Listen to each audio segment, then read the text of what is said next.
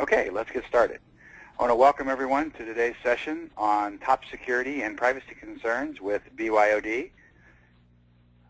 Obviously, I was in the wrong spot here, so bear with me one second.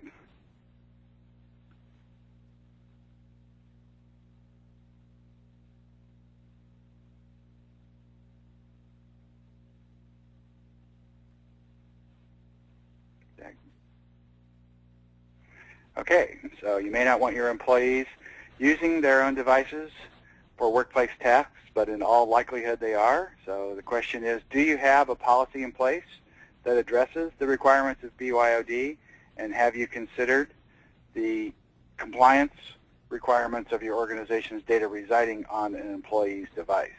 So that's what Carol is going to cover with us this morning.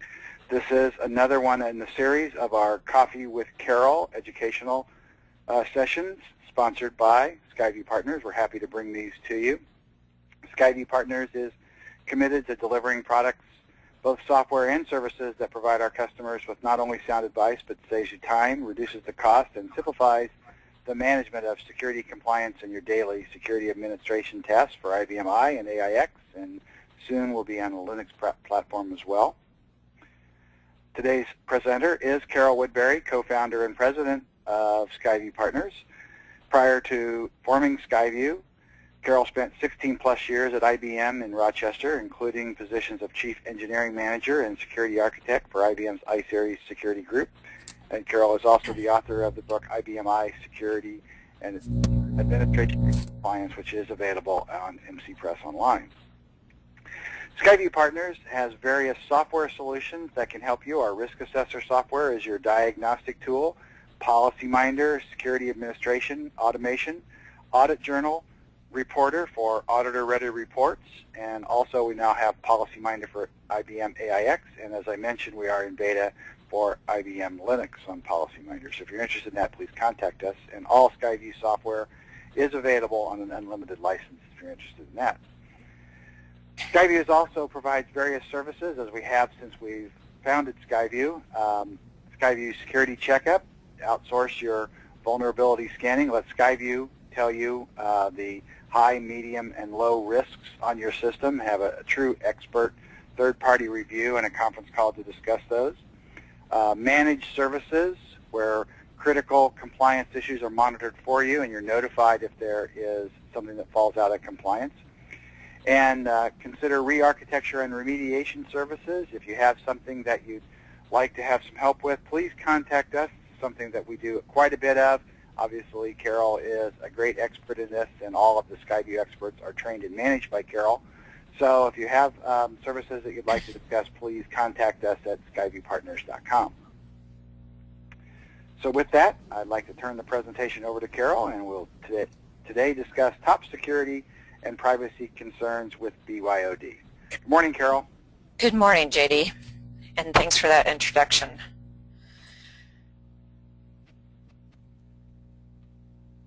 Here we are with the title screen here of Top Security and Privacy Concerns with BYOD, or not bring your own drink, but bring your own device. So what is BYOD? It really is when employees want to use their personal device as part of their work-life structure. So we obviously have smartphones and we have tablets, and that's typically the type of device are being talked about when we talk about BYOD. Okay, so the problem is, and as I talk to people about bring your own device, I've heard things ranging from, oh yeah, we know it's an issue and we're start.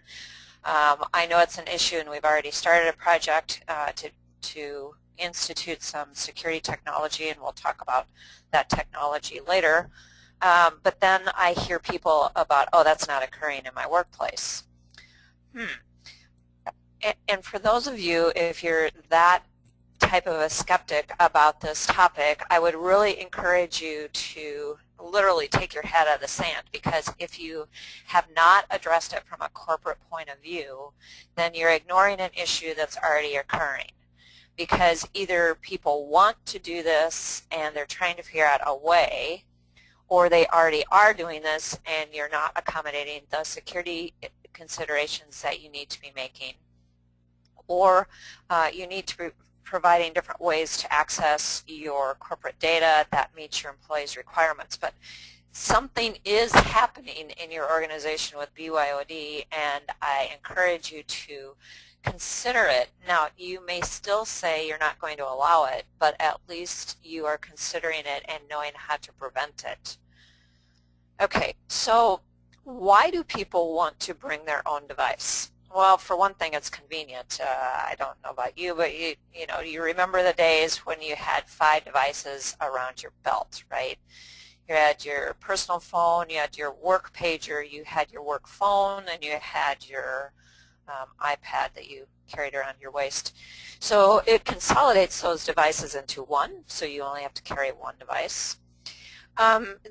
There's also tends to be usability features that people want to use over traditional devices like laptops. So there may be new apps that they want to use. Some of my favorite apps are on my phone, not on my laptop. And certainly the size, as people are traveling, I do quite a bit of traveling, I see people with tablets more than I see people with laptops now. And I see people, as I go to our clients, I see people toting around a tablet versus a laptop to meetings, to take notes is a big feature of a tablet that I tend to see happening. The benefits is that it tends to be cost effective too, because you can consolidate devices.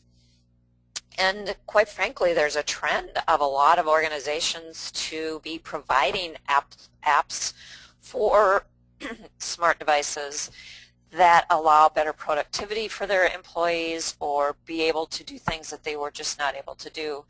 I know a lot of salespeople have apps that they can use to remotely access sales presentations, customer data, that type of thing, and it helps with their productivity. So I've also read articles where people see no need for the use of a business place, and certainly it's not going to be useful in all cases, but there are a huge amount of applications of needing this type of technology that will help people be more productive. And the fact of the matter is, a lot of people are using this technology today and doing it in an unsecure way. So you might as well come to grips with the fact that it's happening and provide a way for your employees to do this in a way that protects your corporate assets. So what is the problem? I mean, employees have used their own equipment for many years. So if you think of the remote access via your home PC, right? You've been accessing corporate data for a long, long time with your own device.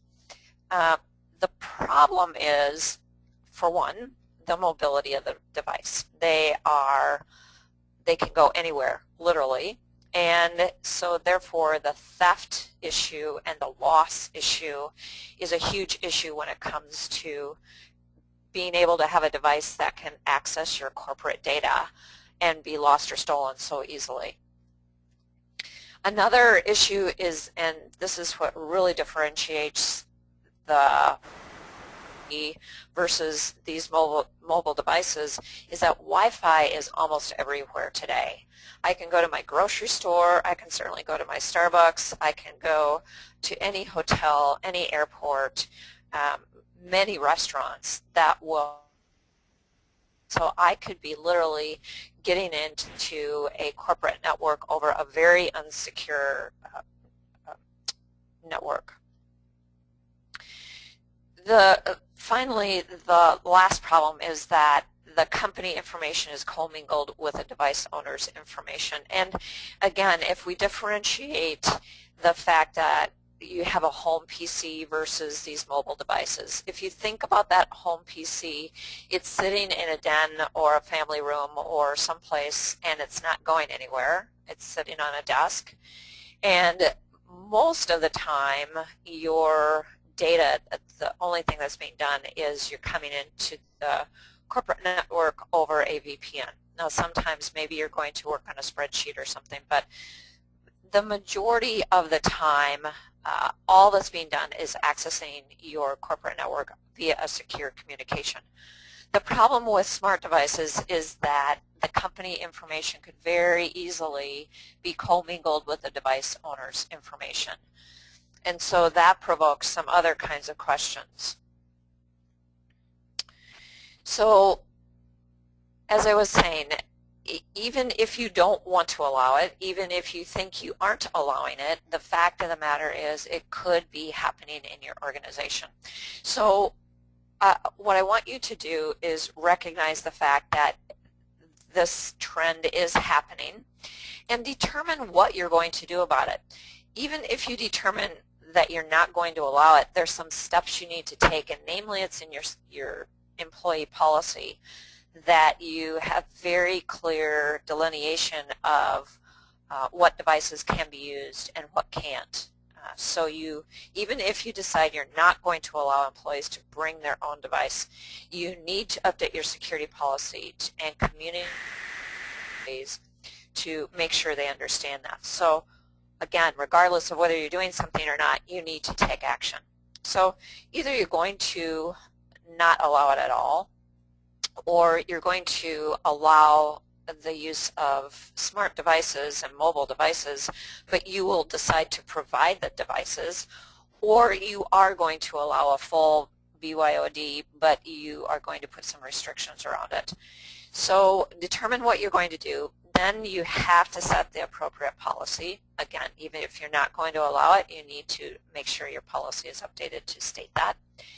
And then a real key factor is educating your users about this. So the employees that want to use this type of device, and even if there are those users that you think would never use the device, all have to be updated with your policy so they understand what your organization's position is on that issue. So when you think about BYOD and you think about why people are using it, again, it's often a convenience factor, consolidating devices, but again, you have to go back to the usability issue and the fact that there are apps that are becoming available, and in fact, there are not just apps for smartphones and tablets, but there are apps out in the internet world, in the cloud services, that are much more easily used on mobile devices that will make productivity easier for your employees. So whether they bring their own device, the fact of the matter is that these types of applications are being used in the workplace to help productivity. So you may not want them to bring your own device, but you may choose and say, yes, I understand that these applications are available and that they would help our employees, so we are going to provide a specific type of device for those users and aid them. So decide whether your organization is going to provide the device or if you really will provide BYOD or allow BYOD. Then you have to decide what devices is your organization going to allow. Are you going to limit it to one type of device, meaning like an iOS type of device, or like an Android device, or a combination or multiple configurations?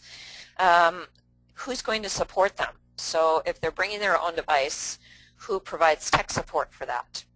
That can be a huge issue right there. And how are you going to ensure that your corporate assets remain secure? So here are some of the questions and concerns in general with BYOD, and these are the things that you're going to have to consider when you do this type of work and policy. One of the things that you have to think about, and this is a reason where if you aren't recognizing that this is happening, and it really is happening, that employees are accessing their devices, your corporate assets with their own devices, one of the things that really run shivers down my spine is the thought of where are those devices being backed up. So I have an iPhone, and I have chosen not to use iCloud to back up my device because I don't want my personal information in the cloud, but a lot of people don't have those types of concerns that I do. So the user backs up their iPhone, goes to the cloud, and now what kind of corporate data is now in iCloud or in the Google Cloud? Same sort of thing, right, for an Android device. Or maybe it's in some sort of unsecured and unencrypted data storage in your employee's home. The thought of a device being backed up with the corporate data, probably unprotected, unencrypted, really kind of sends shivers down my spine, as I said before. So that brings up the whole compliance requirements for your corporate data. So depending on where you live, there's going to be privacy requirements for data, meaning what country you live in. If you are in the U.S., there are different encryption requirements for different types of data. One state, the state of Massachusetts, says if any of their residents' personal information is on a mobile device, it has to be encrypted. So is that being followed if your users are using their own device? If you think about the payment card industry, data security standards, so the credit card standards, they don't allow passwords in clear text. Okay, so are passwords being stored on that mobile device, and is the same password used everywhere? Are they flowing in clear text? And what about the auditing or the logging of activities for administrative access and so forth? So you get into all these compliance requirements they have to start thinking about. Now another thing to think about is data retention. Okay, so again, a lot of organizations have a data retention policy. So are these data retention policies enforced both on a device and in the cloud backup? So you may have a data retention policy for email, where email is deleted after a certain period of time, or data, think spreadsheets on mobile devices. So can your data retention policy be followed if someone is using their own device and you don't have any kind of controls around that device? Chances are the answer is no. Another thing is what happens if the device is lost. Okay, so again, I'm talking about a device that is the employee's device and you have no controls on that device and it has corporate data. Of course, your first thought is to wipe that device, but if you have no control over it, if the employee has given you no permission to manipulate that device, you really have no right to do that. So what happens if that device is lost or stolen? And finally, you have to be concerned with malware. Now, on the iOS, there is not as much concern. One of the theories there is not necessarily that it's so secure, except that the apps that go in the App Store for the Apple devices have to be reviewed before they can go in the App Store, which is not the same as with an Android device. So the malware that you're seeing right now is more of an Android issue than it is an iOS issue, but that's not to say the iOS issue won't present itself. So what happens is somebody launches an infected application. So it takes over your phone, and if they then use that phone to connect to your corporate network, you may be dealing with malware issues or remote access issues that you never thought were possible before. Finally, what happens when the employee leaves the company? So what happens to the information on that device if the employee leaves the company? It's their own device. So how do you have any control over that at all? You don't, basically. So your own device and employees accessing your corporate network, and you think, well, how on earth can I protect our corporate network? I just can't let them access it free will with any type of application, and you're right, you can't. So technology is being developed as we speak, and this is a rapidly developing area of technology. So I encourage you to stay on top of this. Most likely the solutions that are in place now will be very different in 3 years and vastly different in 5. So let's take a look at this. So the best thing to do, I'm defining these terms, but if you need to know more information on these technologies, the best thing is to Google mobile device management. So Google these various terms and you can find out more about it, and you can also find out more about the list of vendors that are providing this type of technology. So mobile device management, or MDM as it's commonly referred to, is really software that secures, monitors, manages, and supports the mobile devices.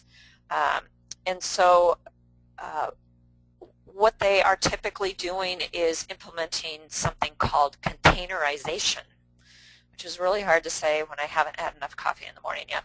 So containerization. So you have a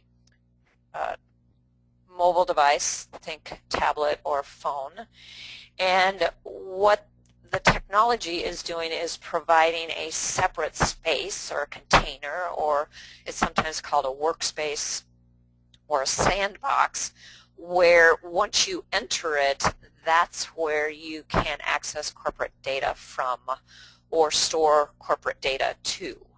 And so it will often disable the access to certain applications when they're in this container. And certainly to enter the container, you would have to authenticate yourself. I'll talk a little bit more about that in a minute. But the purpose of the mobile device management is to segment the personal part of the device from the part that is being used for workplace or corporate. So again, a lot of times it will disable certain things. It may disable the camera or recording devices. It may disable like the cut and paste. You may be able to cut and paste within the container, but once you exit the container, anything that would be in memory would be wiped when you go back to your personal space and that type of thing. So mobile device management is a way to allow users to have their own device, but yet provide segmentation when entering or storing the corporate data. Now it's kind of a, kind of hate to say this, but a big brother approach, because part of what is done with mobile device management is that it can actually take over the device. So there can be tracking done with the device. It will either, if the device is lost or stolen, they can immediately lock the device. You could have it such that if there is a on the device itself, there is likely to be software that will lock the device after a certain period of use. Think of trying to log onto your workstation and not remembering your user ID and password, and your device is locked out. Same sort of thing for a mobile device. There may be policies in place that would automatically wipe the device. There will be things that will allow the backup of that particular piece of the container to the corporate network, but it would not back up the personal part, so you may still have to back up a personal piece. But it's kind of and almost a big brother, because there are definitely things that can happen with that phone that are out of the user's control at some point, especially when it's locked or stolen. Okay, so then there's another technology, and this is kind of more of the emerging technology. The mobile device management will look at the whole device. So another part of the management of this device is pushing out fixes, right? So think of the way that you manage all of your desktops, and you may have a desktop management service or desktop management software that pushes out regular fixes and updates to various applications. So that's another thing that mobile device management technology will do for you. All right, so then you get into mobile application management, and the mobile device management vendors are moving into this area, and so the line is kind of blurring as to which technology you're talking about. But this is another type of software that is more specific to the application itself. And so a lot of times it is not necessarily providing a container as much as it's dealing with the applications on the phone or the tablet itself. So again, it will deal with a deployment of updating applications, and once you connect to the corporate network, it would automatically push out all of the applications that are allowed by the organization. It will update those applications. It will remove them if they become not allowed. There are some companies that don't allow Dropbox, for example. So if this was fallen under mobile application management, Dropbox would be removed, wouldn't be allowed. They take care of licensure. They do tracking, which we'll talk about again under the privacy guise. But they will track the use of the applications. They will track where a phone is. So again, it can be wiped if it is used or lost or stolen. And then it will provide another layer of security around particular applications. So there may be additional authentication that is required to use certain applications. There may be additional access controls set on it. So perhaps the device will detect where you're connecting from, and if you're on the corporate network, you may be able to access certain databases or certain servers, but if you are on a public Wi-Fi, you wouldn't be able to get to those areas. There's that type of additional access control you can put on. It may also provide encryption for secure transmissions and that type of thing. The mobile application management technology typically is using something called app wrapping. So app wrapping is a technology that is applying another layer of security around an existing application. And that additional layer is what is providing the protection to your corporate assets for that particular application. So again, that's the thing that is requiring perhaps additional authentication. Or it may reroute, that's what may reroute you to a corporate VPN to be able to access or use certain applications. Again, that's what provides the additional layer of access control.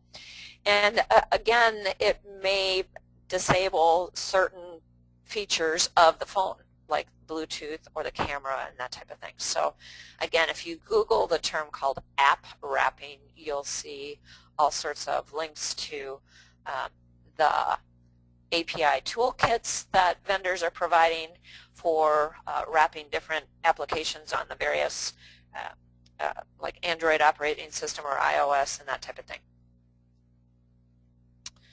So one of the things that a lot of organizations are starting to provide when they are providing either devices that they provide themselves, or if the community is, or the users are allowed to bring their own devices, a lot of organizations are starting up their own enterprise app store. So basically it's the allowable apps that your organization has approved for download onto a mobile device. So it is a way to limit what apps are allowed on the device, and that's a place to put those apps that have been wrapped to require the additional security requirements. And again, the technology is there so that you can provide different or require different levels of security depending on your location. And again, that's the technology. And if you think about that, if you think about the technology that's allowing that is definitely allowing the tracking of where this phone is. Okay, and again, we're going to talk about that from a privacy perspective here coming up. But you can provide different levels of access to various applications depending on where the phone is and how the phone is connecting to the network. Okay. The interesting thing with all this, and I've talked about the fact that you can do the app wrapping and require additional layers of authentication. Because this is a smart device, there are some really interesting opportunities for technology and multi-factor authentication. Just very simply, and I've used an application that's for an RSA key fob, the RSA authentication, where it's a one-time use password. So there's actually an app from RSA that provides that, so I don't have to carry a key fob anymore with that token to enter. So that's interesting. There are opportunities for things like there's a company called Phone Factor that calls you back on your mobile device. Obviously, it has to be a phone to be able to authenticate and get into the VPN. So there's some really interesting opportunities there. There's also opportunities to do things like challenge questions. You've got a keyboard on whatever mobile device you're using, so you can answer challenge questions. There's also some technology emerging that would require facial recognition as a form of authentication, as well as thumbprint readers. Think about it, it's a touchpad, so why not a thumbprint reader? So it's really cool, some of the technology that's coming out of the mobile devices, and it will, as a security measure, provide great opportunities for multi-factor authentication. So it's not just a password anymore, it's something else that you have, so that's a great security improvement. So we've talked a little bit about the technology, and again, I encourage you to really keep researching this technology, because as we have talked about various things, the Enterprise App Store, the app wrapping, the mobile application management, the mobile device management, all those terms are easily searched for on the internet, and there are new articles almost weekly on this technology and how it's evolving. And so you're going to have to keep on top of this from a technology point of view. But what we're going to shift into is now the policy. And this is where you have to communicate to your employees what the requirements are if they are going to bring their own device, or even if you are going to provide the device, the smartphone, the tablet. Still, there needs to be a policy that surrounds the use of that device. And again, as I said before, even if you're not going to allow it, you still have to update your policy to state that. So let's look at the policy considerations for this technology. One of the big issues that is out there for BYOD is privacy, and it's not privacy for the corporation, it's privacy for the employee that owns the device.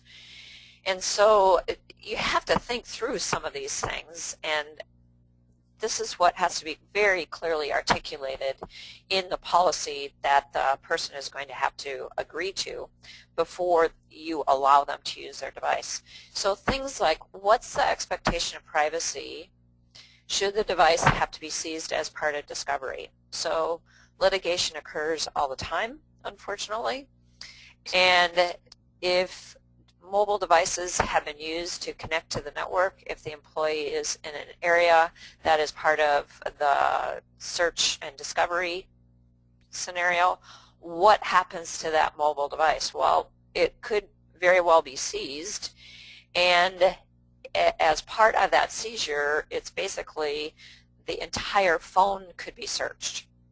So employees need to understand that. Then you have to think about the privacy rights being violated by some of the phone features that can be used with these mobile device management technologies. Okay, so I talked about the tracking. Things like you know where the device is so that you can determine the connection, so that you can determine what type of security or encryption or communication has to occur. Is that a violation of the employee rights? Is it a violation of the employee rights to track which applications are being used? You may want to do that to find out which are the most popular, but that might be actually a violation. Or again, going back to the seizure, if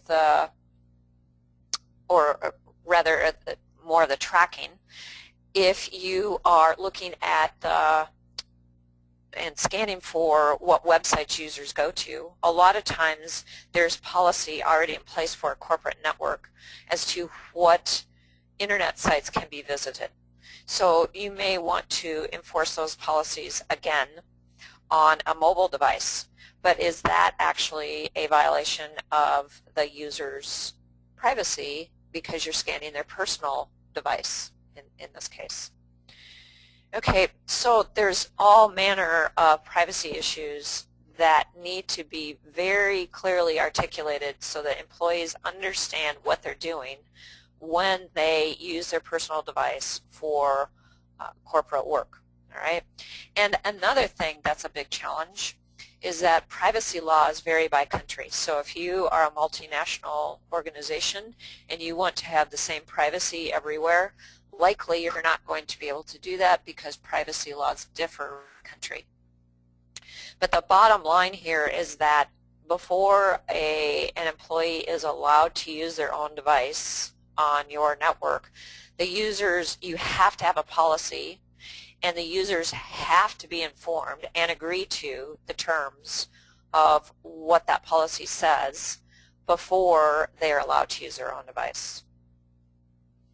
So the purpose of a BYOD policy is really to protect your corporate assets, the data in the infrastructure. It's to set the expectations for the employee and to articulate acceptable use. So let's look at that in more detail.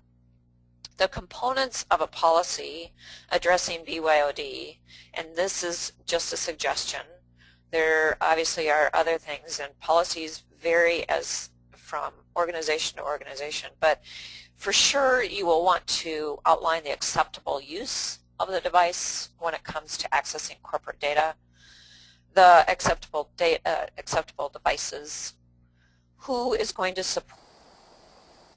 Certainly this is a pretty clear one. If you are providing the device for your employees, then the support obviously lies in your organization's responsibility. But if this is the employee's device and they're using it to access corporate data, who provides technical support for that device? And who is going to reimburse for the use of that device? So if you have an employee and they are traveling internationally and they use their own device and they don't have an international data plan, who is going to pay that exorbitant bill when they get back from their travels, for example? So very clearly articulate the reimbursement policies. The other thing is the security policy. So very clearly articulate what is appropriate use of data, corporate data on a personal device, and the security measures that will be required for use of that device. Then things for the disclaimers, and again this is where you really want to articulate the privacy issues or things that could be construed as a privacy issue. The use of tracking technology, the fact that the device will be wiped or locked should the device be lost or stolen, or too many attempts to access the device, that type of thing. Seizure for litigation, all of those types of disclaimers and warnings need to be articulated in the policy.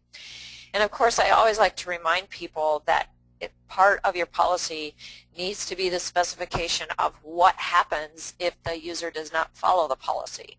So what are the ramifications of not following the policy? Well, seizing the device obviously is one thing that you might be tempted to do, but really about the only thing that you can do for not following the policy is some type of either termination or some type of perhaps warning a warning session or a probationary period or something like that, obviously. But you have to have those ramifications, again, clearly articulated. So all of those considerations about things like backups, things like the phone being seized, things like your retention policy, all of those things really need to be considered as you think about what needs to go into your organization's security policy. And again, this policy has to be communicated to your employees. And again, I'm going to say it again. Even if you don't want to allow or are not going to allow BYOD, this has to be put in your policy so that it is very clearly articulated that that is not acceptable behavior. All right. So also the important thing is that users really need to be required to read and sign the policy before you allow them to connect to your corporate network with their own device, or even with a device that is that you have provided for them. And I said this before, but I'm going to emphasize this again. This policy must be reviewed and kept up to date with the emerging technologies and threats. I like to make sure that the whole organization's security policy is reviewed at least annually, but you may need to review this part semi-annually or maybe even quarterly. This technology is very rapidly evolving, and so you want to make sure that your policy stays current with whatever the current technologies are that you are using or whatever the current threats are. So as JD said earlier, the link to the handouts will be provided in the email that you get after listening to this. But I have just listed some of the sample policies that I found online. So you don't have to start from scratch. In fact, I really recommend that you don't actually start from scratch and build off and probably combine numerous policies that really fit your organization's requirements. So there's actually something from the White House. They have done actually quite a bit of work on bring your own device, perhaps because the president wanted to use his own BlackBerry there.